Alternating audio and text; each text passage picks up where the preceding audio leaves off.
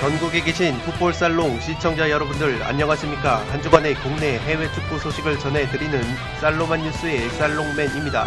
살로만 뉴스는 불필요한 뼈다구는 가감없이 발라버리고 야들야들한 살만 있는 살로만 치킨처럼 구독자 여러분들의 피와 살이 되는 해외 국내 축구 소식만을 쏙쏙 골라서 제공을 해드리는 풋볼 살롱만의 살로만 뉴스입니다. 오늘은 축구토토 승무패 31회차 미국 메이저리그 사커 프리뷰 살로만 뉴스로 인사를 드립니다. 승무패 31회차 같은 경우에는 29회차와 30회차에서 1등 적중자가 나오지 않으면서 11억 8천만원이 이월이 됐습니다. 그렇기 때문에 9경기가 들어오는 미국 메이저리그 사커에서 얼마만큼 이변 결과를 잡아내느냐가 관건이 될 것으로 보입니다. 따라서 풋볼살롱은 수요일 살로만 뉴스 1부와 목요일 살로만 뉴스 2부를 통해서 미국 메이저리그 사커 9경기 심층 프리뷰를 진행을 하려고 합니다. 수요일에 살로만 뉴스 1부에서는 미국 메이저리그 사커 4경기를 다뤄드리고 내일 살로만 뉴스 2부에서 나머지 5경기 프리뷰를 진행을 해드리도록 하겠습니다. 시청하시기에 앞서 구독과 좋아요를 눌러주시면 풋볼살롱 채널에 크나큰 힘이 됩니다. 지금 보시는 프로토 적중 내역들은 풋볼살롱이 풋볼살롱 멤버십 회원 여러분들에게 공유를 드렸던 프로토 조합픽들 중에서 적중이 된 내역들만 모아놓은 내역입니다. 최근 2달간의 내역인데 풋볼살롱 membership 카페와 유튜브 공지사항을 통해서 풋볼살롱이 직접 구매를 하는 프로토 조합픽을 공유를 드리고 있습니다. 이 적중 픽들을 보시면 다 폴더 조합으로 구성이 되어 있고 풋볼살롱의 프로토 배팅 스타일은 한 폴더나 2폴더짜리 단 폴더 저배당 픽은 잘 구성을 하지 않습니다. 이 최소 4개에서 최대 6개, 7개가량의 다 폴더 고배당 픽 위주로 조합을 하고 있고 개인적으로는 프로토는 적중률보다는 수익률이 더 중요하다고 생각을 하기 때문에 이 수익률에 포커스를 맞춰서 프로토를 구매를 한 픽 그대로 멤버십 회원 여러분들에게 분석 자료를 함께 곁들여서 공유를 드리고 있습니다. 이 가장 최근에 적중이 됐던 내역은 지난 주말에 있었던 프로토 54회차였고 이 54회차 일본 제1리그와 K리그2 경기 그리고 아시아 챔피언스 리그와 유로 2020 결승 경기를 조합을 해서 5폴더짜리 28.1배당의 적중픽이 나왔습니다. 특히 프로토 같은 경우에는 제아의 고수분들께서 직접 구매를 하신 픽도 자발적으로 공유를 해주시는 문화가 정착이 되어가고 있습니다. 그렇기 때문에 풋볼살롱이 직접 구매를 하는 프로토 조합픽뿐만 아니라 이 고수분들이 구매를 하시는 프로토 조합픽까지 공유를 받아보실 수 있습니다. 멤버십 회원분들과 함께 다양한 각도에서 다양한 승무패 프로토 관련 자료를 공유 및 교류하실 분들만 지금 화면 위로 올라가는 링크를 클릭을 하셔서 풋볼살롱의 다양한 멤버십 혜택을 살펴보신 뒤에 멤버십으로 합류를 해 주시면 되겠습니다. 승무패 31회차 살로만 뉴스 1부 첫 번째 경기는 3번 경기로 들어온 시애틀 사운더스와 세너제이 얼스케이크의 경기입니다. 이 시애틀 사운더스가 최근에 경기력의 기복을 겪고 있습니다. 직전 스포켄자와의 홈 경기에서 1대3으로 완패를 당했는데 최근 리그 5경기에서 2승 1무 2패로 이 선두답지 않은 경기력을 보여주고 있습니다. 그도 그럴 것이 최근에 수비 쪽에서 부상자가 속출이 되고 있고 핵심 전력들이 대표팀에 차출이 되면서 전력 누수가 굉장히 심한 것이 시애틀 사운더스입니다. 그 중에서도 핵심이라고 볼 수 있었던 것이 이 롤단 형제인데 이 크리스티안 롤단이라는 중앙 미드필더 같은 경우에는 미국 대표팀에 차출이 됐고 이 1살 어린 동생 알렉스 롤단 선수 같은 경우에는 이 엘살바도르 대표팀에 차출이 돼서 한동안 전력 누수가 있었습니다. 이 크리스티안 롤단 같은 경우에는 미국 대표팀이 현재 골드컵 준결승까지 올라갔기 때문에 아직 팀에 복귀를 하지 못했고, 엘살바도르 대표팀으로 차출이 된 알렉스 롤단 같은 경우에는 엘살바도르가 탈락이 됐기 때문에 이번 세너어스전에서 복귀 가능성이 있습니다. 이 시애틀 사운더스의 에이스라고 볼 수 있는 루이 디아즈 선수가 올 시즌 11골이나 넣어주면서 에이스 역할을 톡톡히 해주고 있는데, 최근 2경기에서 1골을 넣고 있습니다. 직전 스포켄자전에서는 침묵을 지키면서 1대3 완패를 막아내는데 별다른 힘을 써주지 못했습니다. 시애틀 사운더스가 홈에서 훨씬 더 좋은 성적을 보여준다고 말씀을 드리는데, 홈에서는 5승 3무 1패의 성적을 보여주고, 특히 홈팬들이 굉장히 열렬한 응원을 보내주는 것으로 유명합니다. 그렇기 때문에 홈에서는 굉장히 무게중심을 끌어올려서 적극적인 경기 운영을 한다는 점을 체크해 주시기 바랍니다. 세너어스 같은 경우에는 최근에 무승부가 굉장히 많습니다. 리그 5경기에서 무승부가 무려 4무 1패로 4연속 무승부를 거두고 있어서 대표 무자비 팀으로 떠오르고 있는데, 이 특징인 것이 홈에서 오히려 경기력이 조금 안 나오고 강팀과의 원정 경기에서 강팀들을 상대로 연이어서 무승부를 거두고 있습니다. 이 미네소타, 콜로레피, 스포켄자 같은 홈에서 깡패다운 면모를 보여주는 팀들을 상대로 모두 무승부를 거뒀을 정도로 강팀들과의 원정 경기에서 무승부를 거두고 있다는 점을 체크해 주시기 바랍니다. 세너어스 같은 경우에는 무승부가 상당히 많은데 리그 11경기에서 승리가 없습니다. 리그 11경기 5무 6패로 승리가 없기 때문에 이번 경기에서 반드시 승리가 필요한 세너어스입니다. 세너어스의 특징이 평균 점유율이 굉장히 높습니다. 애틀란타 다음으로 메이저리그 사커에서 평균 점유율이 2번째로 높은 팀이 세너어스인데, 그래도 원정을 가면은 기본적으로 무게중심을 내리면서 점유율까지 조금은 덜 가져가는 소극적인 운영을 하는 것이 세너어스입니다. 세너어스는 특징적인 것이 역습 패턴이 상당히 강점이 있는데, 시애틀 사운더스가 제가 홈에서는 무게중심을 끌어올린다고 말씀을 드렸기 때문에 세너어스가 원정에서 무게중심을 내리고 점유율을 의도적으로 조금 가져가면서 효율적인 역습을 노린다면 전력 누수가 있는 시애사운이 의외로 무승부로 최대치로 덜미가 잡힐 수도 있지 않을까 싶습니다. 다만 시애틀 사운더스가 올 시즌 2연패는 없기 때문에 세너어스를 상대로 홈에서 2연패를 당할 것 같진 않습니다. 세너어스 같은 경우에는 홈에서 2승 1무 4패로 패배가 굉장히 많은데, 원정에서는 앞서 말씀을 드린 것처럼 1승 4무 3패로 무승부가 굉장히 많습니다. 세너어스는 수비형 미드필더인 유아일 선수를 제외하면 전력 누수가 없습니다. 포토 오브 더 매치에서 소개해드릴 시애틀 사운더스의 두 선수입니다. 왼쪽이 크리스티안 롤단 선수이고 오른쪽이 알렉스 롤단 선수입니다. 이 두 선수가 형제라서 생긴 것도 굉장히 비슷한데, 왼쪽에 크리스티안 롤단 선수는 중앙 미드필더이고 오른쪽에 알렉스 롤단 선수는 오른쪽 윙백으로 활약을 하고 있습니다. 시애틀 사운더스가 3백을 사용을 하기 때문에 이 측면 공격을 전개를 할 때 윙백의 역할이 굉장히 중요합니다. 그렇기 때문에 이 오른쪽 윙백 알렉스 롤단 선수가 오른쪽 측면에서 굉장히 정교하고 날카로운 크로스를 많이 뿌려주는데, 이 선수가 최근에 골드컵 엘살바도르 대표팀에 차출이 되면서 시애틀이 자랑하는 오른쪽 측면 공격의 위력이 상당히 떨어져 있었습니다. 이 홈에서 오른쪽 측면 공격 위주로 측면 공격을 전개를 하는 시애틀이기 때문에 이 알렉스 롤단 선수가 엘살바도르 대표팀에서 돌아온다면 최근에 공격력이 나오지 않았던 부분을 해소를 할 수 있을 것으로 보입니다.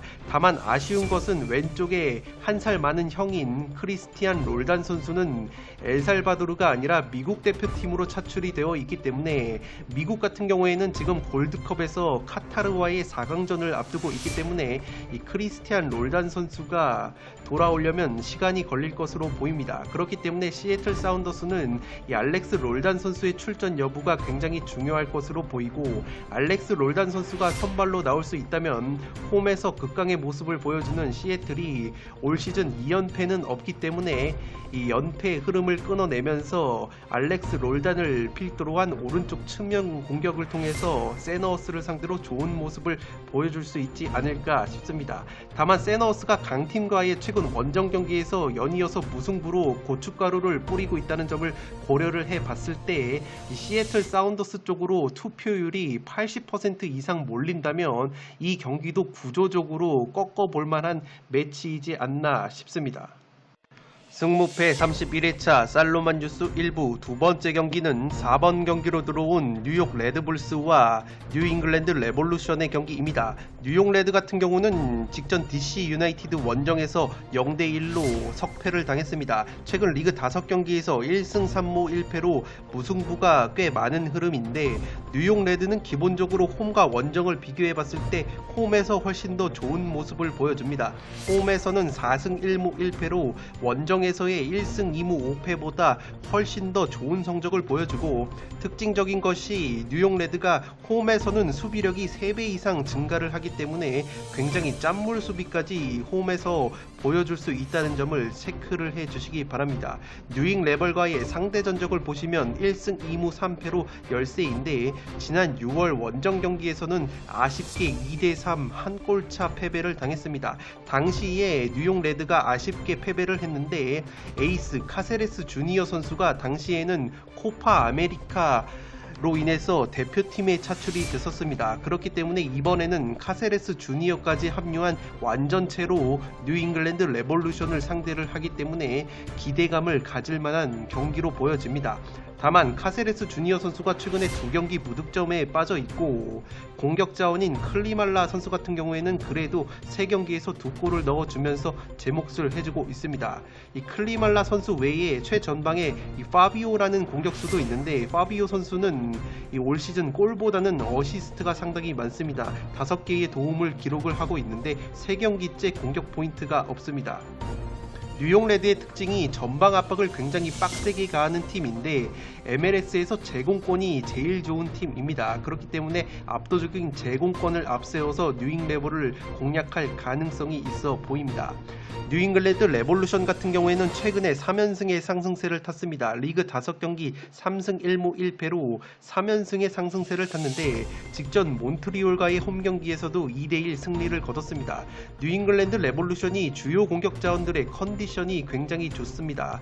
최전방에서 연계와 뚝배기 제공권이 좋은 애덤 북사 선수는 4경기에서 3골을 넣어주고 있고 이 플레이메이커인 캡틴 까를레스 힐 선수 같은 경우에는 2경기에서 2개의 어시스트를 기록을 했습니다. 직전 경기에서 뉴잉 레벌이 뉴욕 레드를 상대로 3대2로 승리를 거뒀다고 말씀을 드렸는데 그 경기에서 까를레스 힐 선수가 무려 3개의 어시스트를 기록을 한 바 있습니다.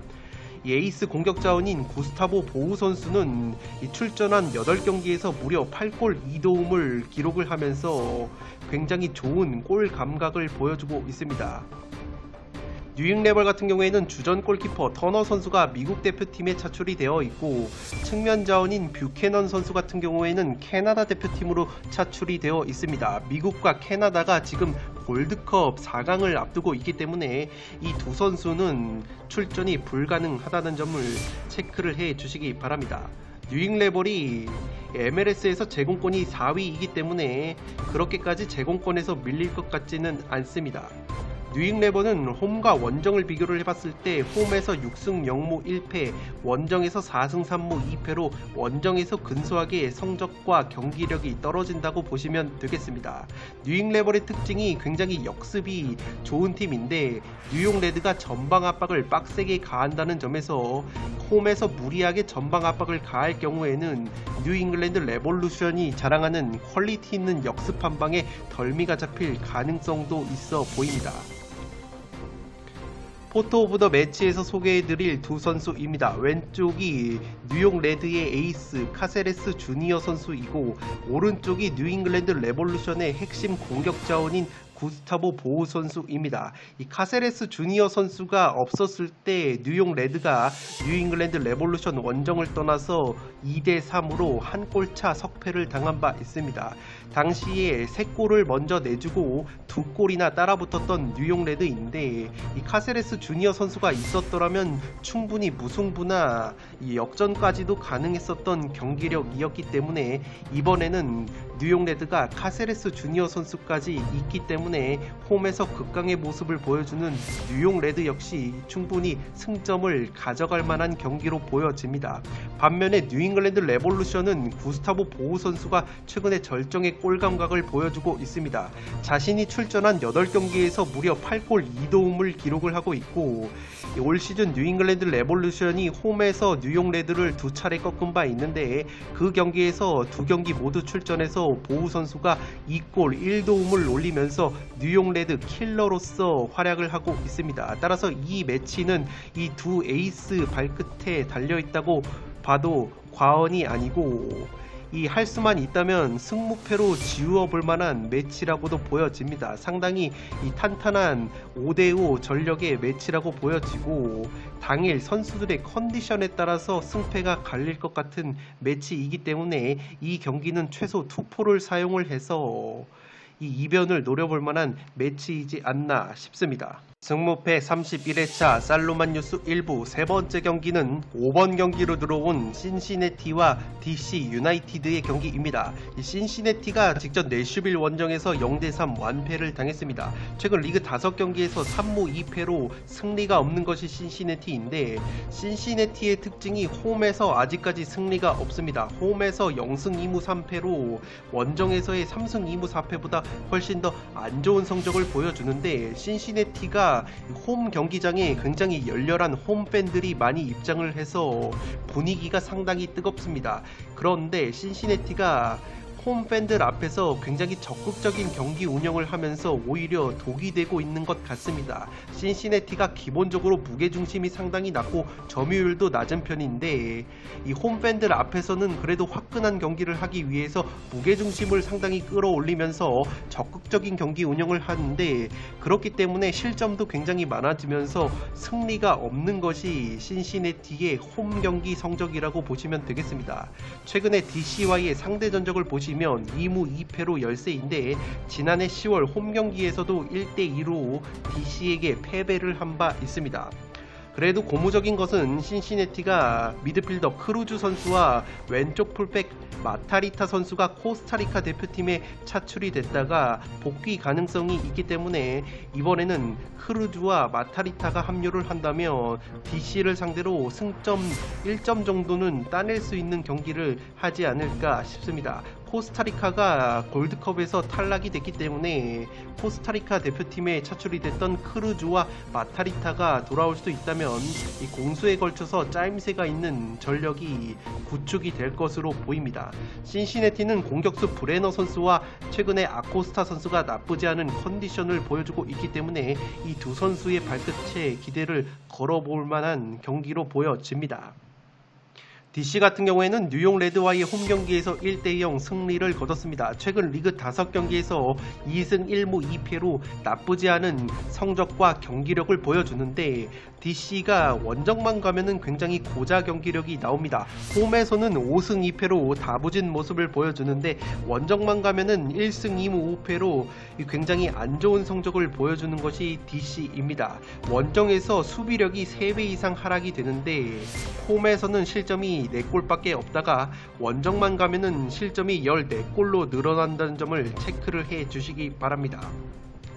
DC 유나이티드가 그래도 최근에 꾸준하게 승점을 쌓을 수 있는 것은 베테랑 공격수인 카마라 선수가 최근 출전한 경기에서 6경기 중 5경기에서 무려 6골이나 넣어주면서 골 결정력을 발휘를 해주고 있습니다.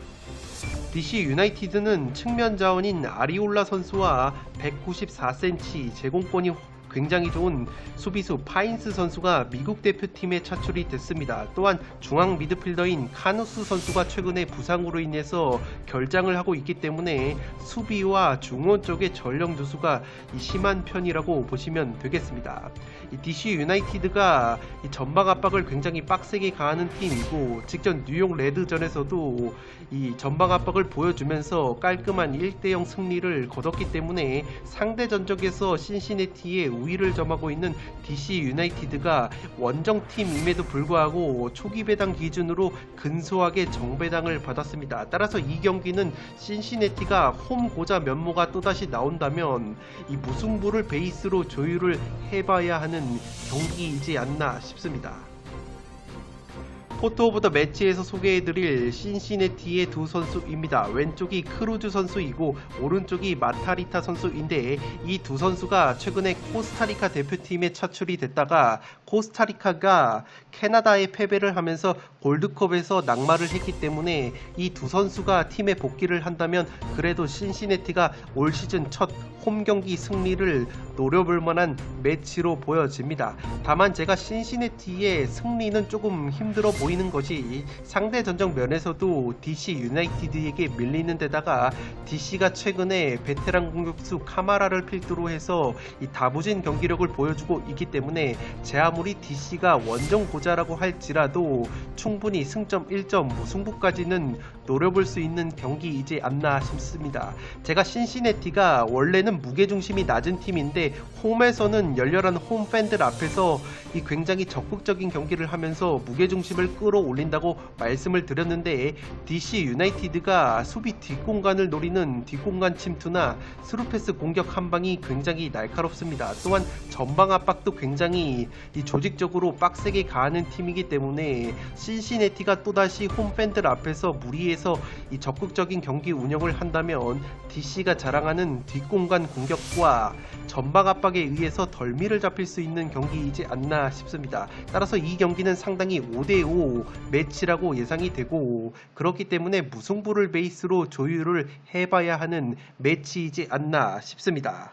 승무패 31회차 살로만 뉴스 1부 마지막 경기는 6번 경기로 들어온 인터 마이애미와 이 몽레알의 경기입니다. 인터 마이애미 같은 경우에는 직전 필라 유니와의 홈 경기에서 1대1 무승부를 거뒀습니다. 최근 6연패 수렁에 빠졌다가 그래도 필라델피아를 상대로 무승부를 거두면서 승점을 추가를 했는데 이 몬트리올 임팩트 몽레알과의 상대 전적을 보시면 3패로 열세입니다. 지난 7월 4일에 원정을 떠나서 0대1로 이 패배를 당했는데 스코어 자체는 0대1이었는데 슈팅 숫자가 굉장히 차이가 많이 났습니다. 슈팅이 인터 마이애미가 4-5개밖에 때리지 못했는데 몬트리올 같은 경우에는 17개나 때리면서 경기 내용적으로 이 몬트리올에게 굉장히 압도를 당한 인터 마이애미였습니다. 홈에서 수비력이 3배 가까이 하락이 되는 것이 특징인데 홈에서 0승 2무 5패로 원정에서의 2승 1무 3패보다 훨씬 더 안 좋은 성적을 보여주는 것이 인터 마이애미입니다. 이 앞서 살펴봤던 신시내티와 마찬가지로 마이애미가 홈에서 고전을 하는 이유가 홈에서 굉장히 적극적인 경기 운영을 하면서 무리해서 라인을 끌어올리기 때문에 이 경기 초반에 승부를 보는 경향이 있습니다.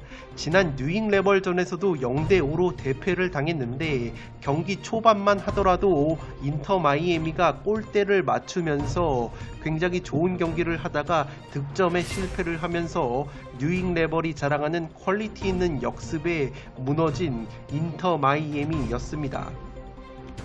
이 곤잘로 이과인이라는 우리나라 팬들에게도 굉장히 익숙한 공격수가 에이스로 활약을 하고 있는데 이과인 선수가 올 시즌 5골이나 넣어주고 있지만 곤잘로 이과인이 터져주지 않는다면 이 별다른 득점원이 없는 것이 약점입니다.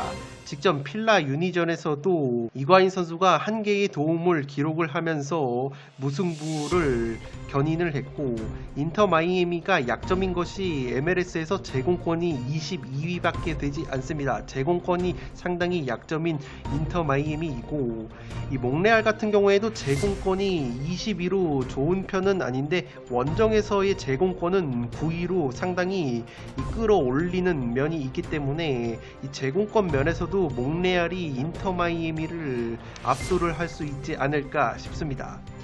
이 몽레알 같은 경우에는 직전 뉴잉 레벌 원정에서 1대2로 패배를 당하면서 2연패 수렁에 빠져 있습니다. 2연패를 당하기 전에는 3연승 상승세를 달렸던 몽레알이기 때문에 비록 2연패는 당했지만 최근 경기력 자체는 나쁘지가 않습니다. 핵심 공격수인 후이오토 선수가 최근에 온두라스 대표팀에 차출이 됐었는데 온두라스가 골드컵에서 탈락을 했기 때문에 복귀 가능성이 있습니다.